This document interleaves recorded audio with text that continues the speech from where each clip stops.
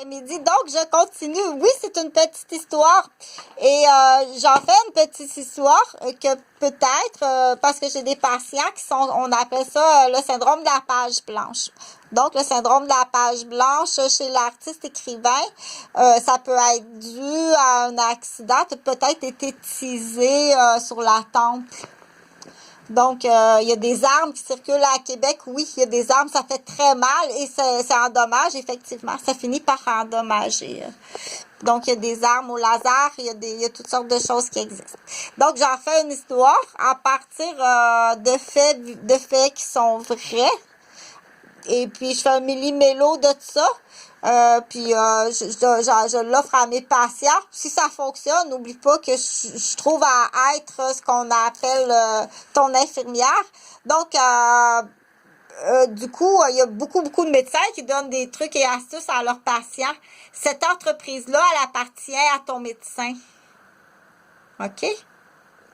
Donc, tu peux aller feuilleter, tu peux aller vérifier avec des médecins, surtout des médecins qui ont travaillé dans le domaine du travail social, de certains types de patients, des médecins qui ont donné plein d'idées. L'entreprise appartient aux médecins.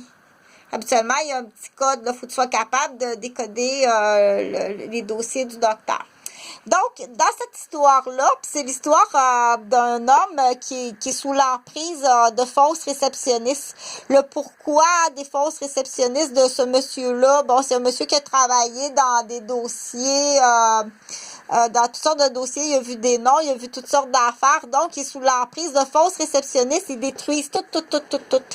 Sa vie matrimoniale, sa vie parentale, sa vie amoureuse, donc tout est contrôlé de plusieurs fausses réceptionnistes et des deux côtés. C'est-à-dire que je vais donner un exemple facile. Le monsieur, il vient de se séparer, il y a une maison à Terrebonne. Là, il paye une pension alimentaire à sa femme. C'est pas facile. J'ai pas dit qu'il était en problématique monétaire. Écoute tes mots. Écoute les mots, les portes de Grange. Il vit beaucoup de pression, le monsieur, en ce moment, par rapport à son divorce. Il y a une situation monétaire qui est précoce. Il doit faire très attention monétairement. Donc, faut pas qu'il arrive d'imprévu. Écoute comme faut l'autre histoire. Ça fait 10 ans que la madame est monoparentale et propriétaire unique de sa 3e maison. Elle n'a aucune difficulté monétaire, mais c'est beaucoup de pression. La gestion d'une maison, d'une famille, d'enfants handicapés, d'un commerce.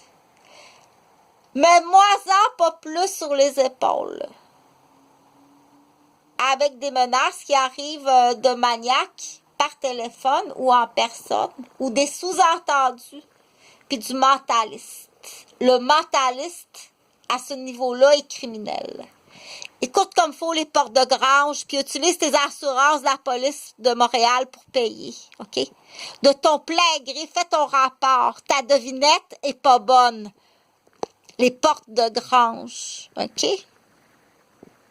Moi, si t'arrives, je suis obligée de te soigner. Je suis obligée de te soigner, je suis infirmière. Donc, je reviens à la vraie histoire du monsieur de Terrebonne. Lui, c'est pas la même situation. Il y a une situation monétaire qui est précoce. Il est le seul payeur d'une maison à Terrebonne, puis il y a une pension alimentaire à payer. Il cherche une blonde. OK, toi, tu te cherches une blonde parce que tu veux partager ton hypothèque. Ça va être correct, le commérage. Il y a un virus dans ton ordinateur. Il y a un virus dans les dossiers médicaux qui change les données de ta prise de sang. Il n'y a pas beaucoup de boutons, mais y a-tu des puces dans ton lit? Ça peut faire l'affaire. Rendu à un certain niveau. Que dans certains pays, ça fait longtemps que tu aurais été exécuté. Dans l'exemple, as-tu fini de t'acharner sur monsieur puis madame Provencher? Les parents d'un enfant qui a été kidnappé puis retrouvé morte? T'es un calice d'estime maniaque, man. Avec ta gang. Tu peux faire un gros ménage de ton Québec.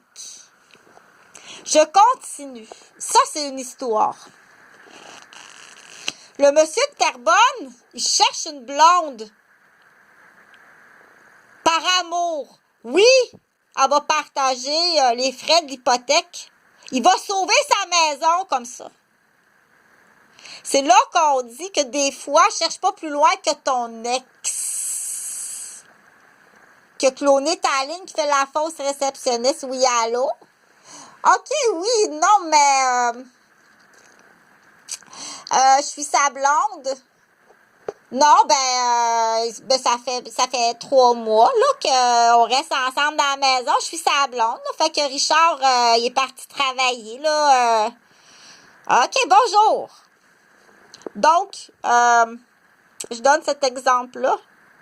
C'est une fausse réceptionniste. Richard est célibataire. Il cherche une blonde. Le but, amitié, amour, partage d'hypothèque. Mais il y a une fausse réceptionniste qui répond puis qui dit « Oui, Richard n'est pas là, c'est sa fiancée qui répond. Ça fait 3 mois qu'on vit ensemble, là, que je vis chez lui dans sa maison. Qui parle? Allô? Allô? » Donc, elle fait-tu d'autres choses, cette fausse réceptionniste-là, dans la vie? Elle fait-tu d'autres choses d'après toi? C'est qui? Si elle a le temps de faire ça, as-tu le temps de faire d'autres choses? Donc, c'est une histoire. Tout ça, c'est une histoire. Ça aussi, c'est une histoire. L'infirmière qui part puis qui s'en va donner de la chimiothérapie parce qu'on a reçu les résultats. On a reçu les résultats. J'ai pas besoin comme tel de l'hospitaliser. La chimiothérapie à domicile va faire l'affaire. Après 4 jours, une nouvelle prise de sang à domicile. La chimiothérapie, je suis désolée, les globules blancs sont encore plus bas.